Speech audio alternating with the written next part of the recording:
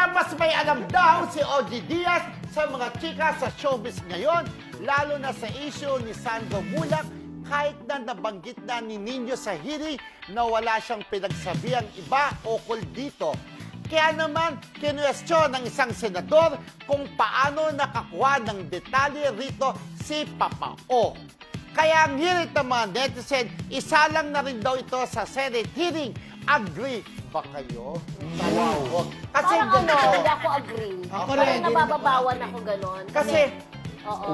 In-explain nga ni Papa O, yung kini-question sa kanya na paano nalaman ng media ang tungkol kay Sandro Mulak dun sa sexual harassment at paano nakarating kay Papa O.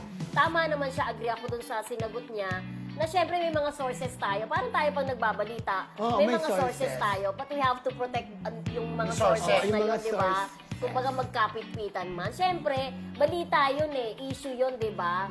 Pero yun nga ang sabi ni Papa O, yes. pero sabi nga ni Papa O, nung tinanong siya, sa niya yung nalaman, di ba ang sabi niya, kung ang nauna pa ako sa pamilya, paano naman kung nahuli ako sa balita, sasabihin, ay, nahuli ka. Pero syempre, parang gusto niya siya yung talaga nauna nakakabalita. At for sure, meron niyang meron din niyang bas-bas. Kaya nagtaka nga lang sila ninyo mula, paano na lang, Noy Ogidias, napakano yan resourceful, kumbaga maraming sources. Meron nga siyang sinabi na, kung hindi ako nakakamali, meron siyang pinost sa Facebook na talagang nangyari, parang ganon, di ba? Oo. Yung talagang, Bago pa man pumutok, bago di pa ba? pumutok. Oo. So, yan. Oo. So, basahin sa Basahin basahin natin sa Viber, ha? Baka may nag-chat, di ba? Oo. Ayan. Ayan. Yun nga yun sa sinasabi niya at dagdag pa niya kasi may mga netizens na nakakapansin.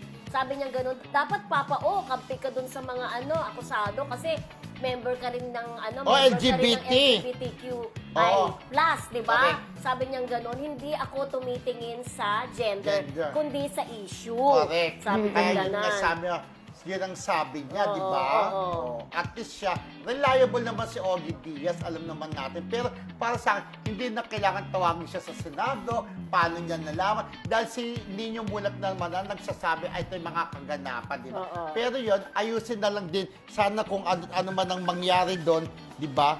At least, magaling talaga si Ogie Diaz.